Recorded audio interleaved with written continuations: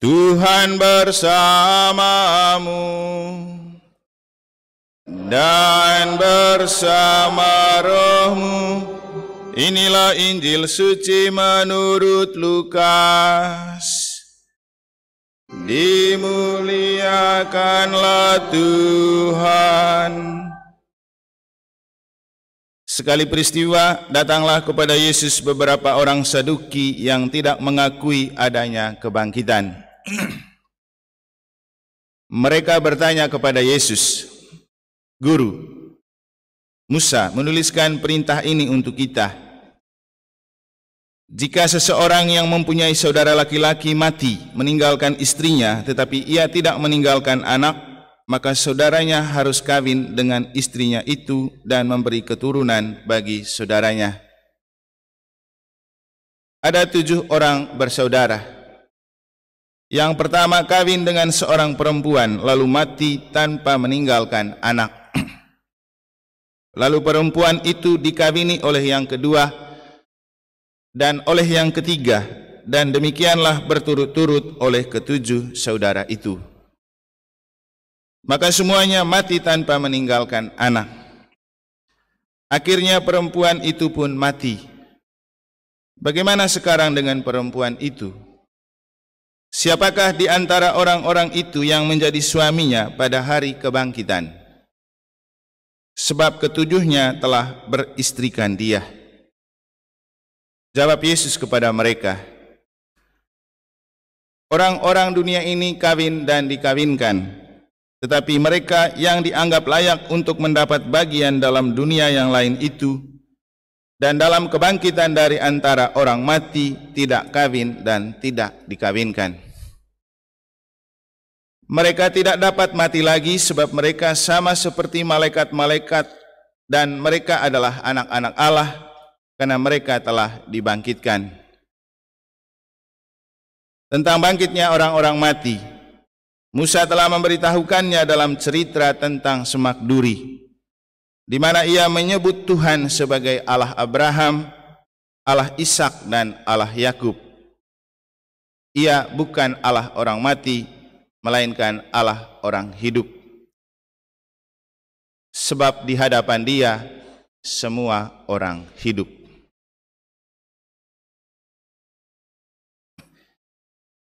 Demikianlah sabda Tuhan. Terpujilah.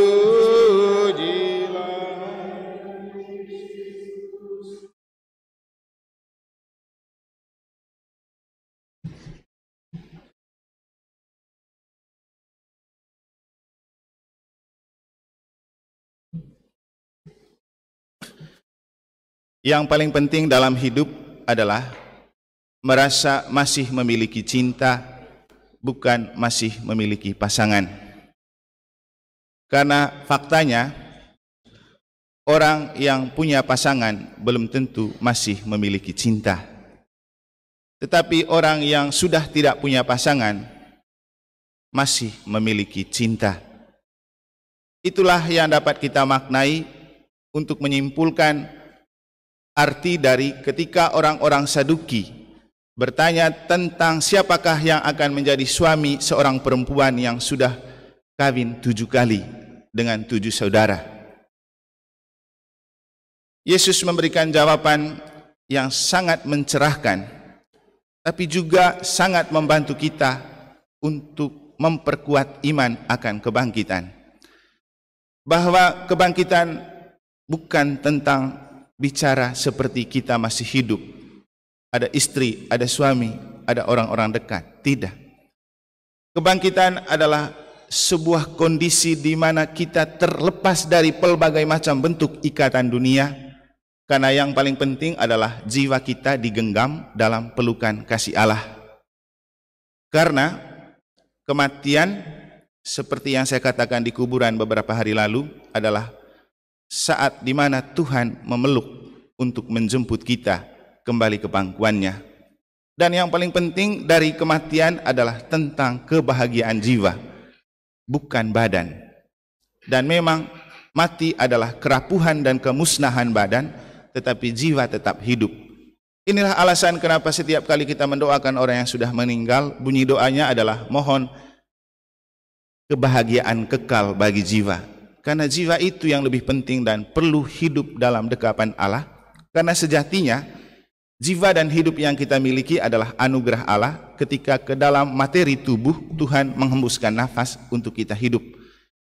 Maka ketika kita mati adalah saat di mana Tuhan mengambil kembali nafas yang Ia sudah hembuskan itu untuk kembali kepadanya.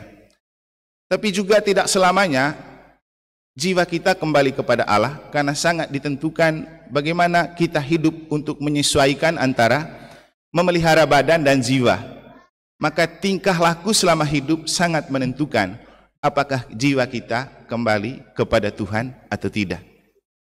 Maka dalam bacaan kedua, Santo Paulus mengajak umat di Tesalonika dan juga mengajak kita untuk mari hidup untuk merawat jiwa, hidup dengan baik. Jadi hidup dengan baik, jangan hidup dengan jahat dan untuk kejahatan. Karena masalahnya hidup tidak berakhir di dunia, masih ada pengadilan terakhir. Bapak Ibu saudara-saudari yang saya kasihi dalam Tuhan, paling penting dalam hidup adalah kita enjoy dan menikmati ketika Tuhan memberikan kita pasangan hidup untuk yang sudah berkeluarga. Karena itu jauh lebih penting daripada kita berpikir tentang hal yang di luar hidup berpasangan kita. Seringkali kita tidak fokus pada pasangan, tetapi fokus pada diri dan masalah orang. Pasangan sendiri diterlantarkan. Dan mari kita hidup dengan suami atau istri dengan sebuah kepercayaan bahwa itu adalah panggilan dan pilihan Allah untuk kita hidup sama-sama menginvestasi surga. Jadi kita menikah itu untuk kita sama-sama menginvestasi surga. Karena toh akhirnya di antara kita ada yang akan mati duluan. Jarang ada mati sama-sama. Nah, persoalan terjadi adalah ketika salah satu mati, apakah Anda sudah merasa cukup untuk mencintai pasangan Anda? Dan kalau nanti salah satu sudah mati, masihkah Anda mencintai dia sebagai pasangan hidup?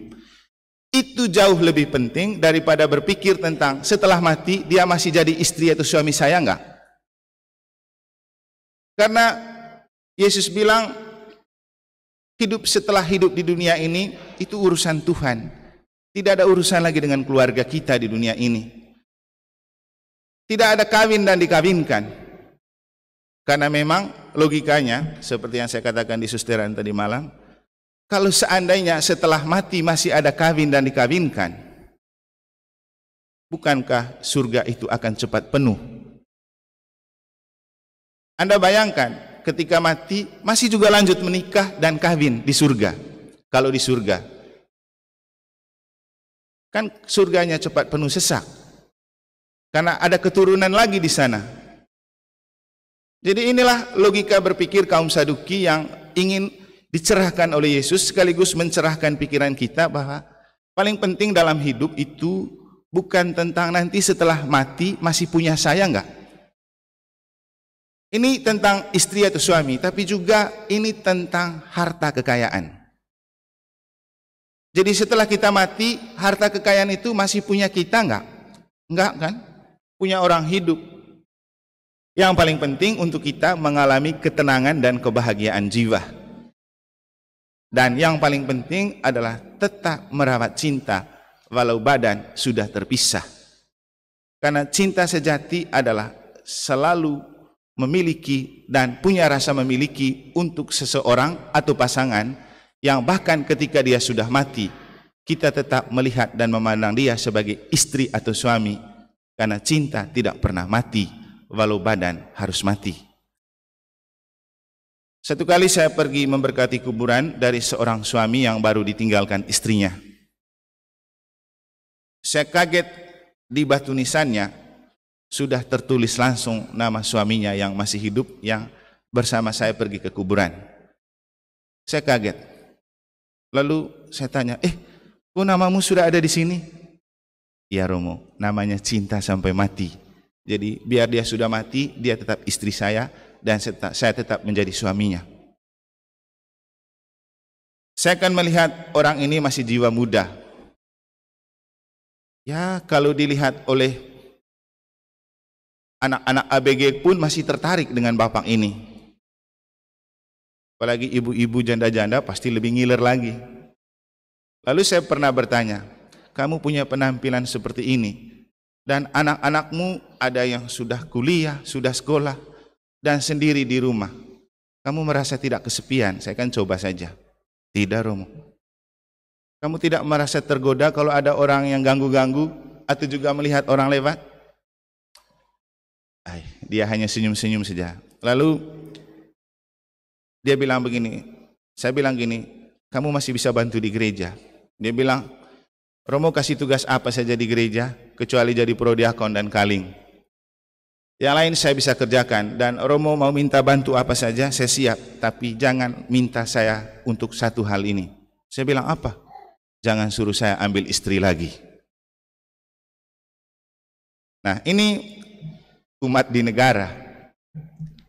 Dan saya salut ketika ia merasa bahwa hidup bersuami istri itu bukan tentang mati dan hidup, tapi tentang merawat cinta. Anda tetap punya rasa cinta kepada pasangan Anda jauh lebih penting daripada Anda merasa punya pasangan tapi Anda tidak punya rasa cinta. Karena banyak dalam kenyataan orang bersuami istri, status bersuami istri, tapi kita tidak pernah lihat dia jalan samaan, makan samaan, ngobrol samaan, padahal suami istri. Coba sekarang kalau saya cek, kira-kira siapa suami istri yang sekarang ke gereja, duduknya barengan, dan datangnya samaan? Coba lihat kiri kanan, ada beberapa.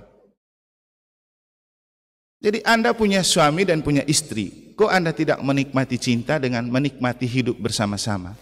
Yang jadi masalah, ketika nanti salah satu mati duluan, apa Anda merasa Anda sudah cukup mencintai? Kemarin saya ditelepon oleh salah satu orang dari Jawa. Saya kaget dia meminta untuk memberkati jenazah di rumah sakit umum.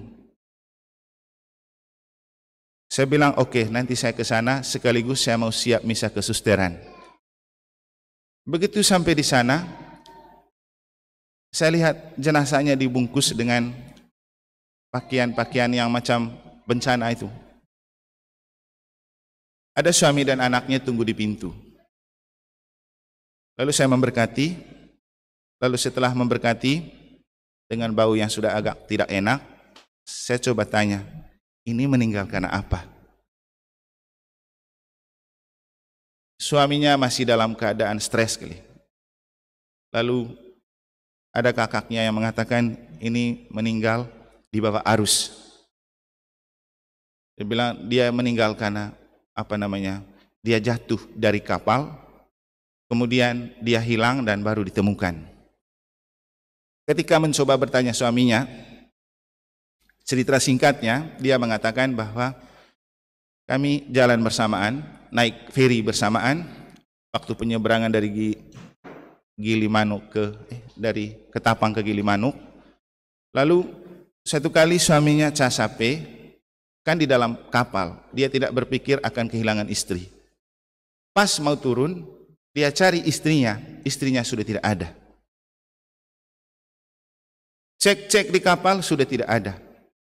Di CCTV pun tidak kelihatan dia jatuh atau dia menjatuhkan diri.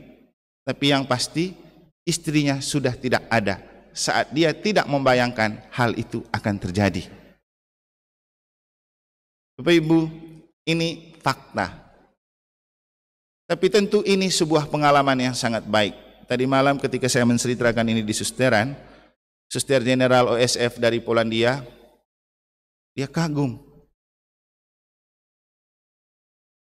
Dia bilang, bisa kamu, Padar, kok kamu bisa? Saya bilang, Sister, I'm glad it is. Because this experience give me the manalia of day and to give me prepare explain the Bible tomorrow. Saya bilang ini pengalaman yang indah untuk saya, yang menggembirakan, karena ini cocok dengan bacaan Injil besok untuk menjelaskan kepada umat bahwa yang paling penting dalam hidup bukan tentang saya punya pasangan atau tidak, tapi masihkah saya punya cinta untuk pasangan. Justru ketika kita harus kehilangan dia secara jasmani seperti cerita itu. Bapak Ibu, Anda hidup berkeluarga bukan tidak punya pasangan, tapi cobalah bertanya, Anda masih punya cinta untuk pasangan Anda? Anda masih setia dalam suka dan duka, untung dan malang, sehat dan sakit? Dan apakah Anda tetap mencintai sampai mati? Seperti cerita seorang umat yang saya katakan tadi. Setiap pasangan pasti ada yang mati, entah duluan atau tidak. Tapi tidak ada satupun yang tahu bagaimana caranya Anda akan mati. Maka mumpung masih hidup bersama, peliharalah cinta. Dan berpikirlah tentang apa yang akan terjadi ketika salah satu pasangan akan meninggal. Jangan Anda hidup bersuami istri, tidak fokus pada pasangan dan keluarga Anda, malah Anda lebih fokus pada masalah dan persoalan orang yang tidak ada hubungan dengan Anda. Lebih baik sekarang Anda fokus pada pasangan Anda. Bagaimana mencintai istri dan suami, bagaimana mencintai anak-anak, bagaimana bersama suami dan istri mencintai Tuhan dan gereja. Itu jauh lebih penting, karena kita kalau mati pun, kalau orang Katolik akan cari gereja. Sebelum dibawa ke kubur, Anda dibaringkan di sini. Setelah Anda dikubur, Anda harus diberkati lagi oleh seorang imam. Itu yang harus dipikirkan. Bagaimana ketika kita mati, kita tidak kehilangan cinta Tuhan dan cinta pasangan.